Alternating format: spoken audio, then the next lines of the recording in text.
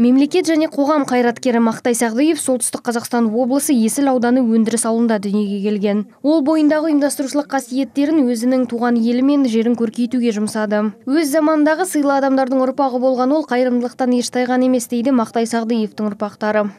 Он был для меня примером. Бала кезімнен ол маған әке ретінде үлгі бола білді. Ол совхоз директор болып жұмыс істеп жүрген кездің өзінде де әкемнен үйренерім көп еді. Халыққа қалай еңбек ету керек, халықпен қалай жұмыс істеу керектігін, барлық жерде алдымен тәртіп болу керектігін естен шығармауды айтып отыратын.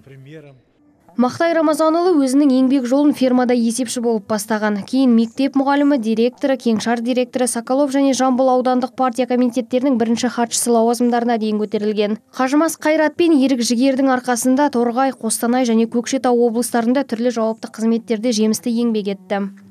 Бүгін мінекей конференция өтіп жатқан Мақтай Рамазанұлы Сағдиев біздің Шалақын ауданында 1962 жылдан қараша айынан бастап 1966 жылдың қараша айына дейін Афанасьев совхозына директор болып қызмет атқарған болатынды. Және ол кісі артта қалған совхозға келіп, аз жылдың ішінде оны жоғары дәрежеге жеткізді. Республикадағы ең ірі дамыған шаруашылықтардың бірі болды.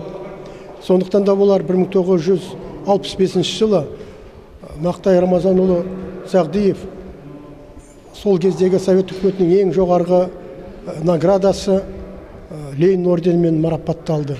Елдің дамуына сүбелі үлес қоса білген Мақтай Сағдиевтің жазушылық тақыры болған. Шындық бар жерде сенім бар, биік арман айғағы деген кітаптарға өмірден көрген түйгенін қағаз бетіне түсіре білген. Өздеріңізге мәлім, көрнекті мемлекет және қоғам қайраткері Мақтай Рамазанұлы Сағдиев 2012 жылы тамыз айында дүниеден озды.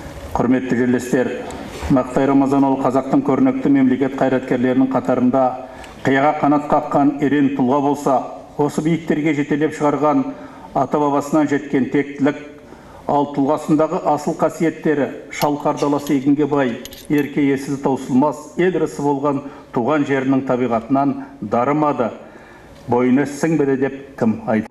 Айта кетелік, облыстық тарихи өлкетану мұражайында Мақтай Сағдиевтің 90 жылдығына арналған бұрыш ашылып, қайраткердің өмірі мен еңбегіне байланысты құжаттар мен кітаптар сақталатын болады. Гүлімжан Қайырбекова, Қуаныш Әлтенов, Первый Северный.